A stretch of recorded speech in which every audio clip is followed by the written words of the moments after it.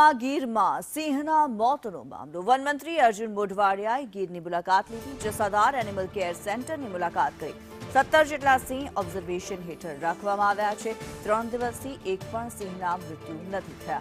22 જેટલા સિંહને આઇસોલેટ કરી દેવામાં આવ્યા છે. ત્યારે જસાધાર ખાતે 17 જેટલા સિંહને અલગ રાખવામાં આવ્યા છે. વનમંત્રી મોઢવાડિયાએ ગીરની મુલાકાત લીધી છે. કેતન ઓઝા અમારી સાથે લાઈવ જોડાયેલા છે. કેતન, વનમંત્રી ગીરની મુલાકાતે પહોંચ્યા.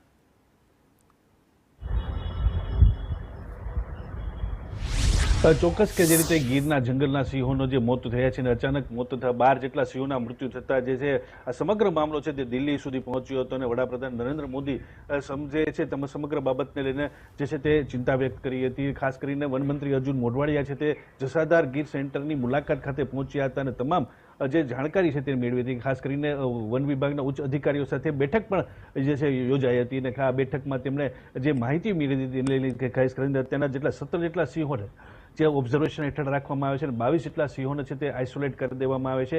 જે સેમ્પલો મોકલવામાં આવ્યા છે તે સેમ્પલોની રિપોર્ટની રાહ જોવામાં આવી રહી છે. ત્યારબાદ જ જે મોતનું કારણ છે તે સામે આવશે. ખાસ કરીને હજી 7 દિવસ જેટલો સમય લાગશે આ તમામ રિપોર્ટ આવતા. ત્યારબાદ સમગ્ર સિંહ જે રીતે મૃત્યુ પામ્યા છે તેની લઈને પડદો ઉંચકાશે. ખાસ કરીને અત્યારના ગીર જંગલના જે મોત થયા છે સિંહોને લઈને તે વન વિભાગ ખડે પગે છે અને છેલ્લા 3 દિવસથી એક પણ સિંહોના મૃત્યુ થયા નથી. તેને કારણે વન વિભાગે થોડીક રાહતનો શ્વાસ પણ લીધો છે. જી ધન્યવાદ કેતન આ માહિતી માટે.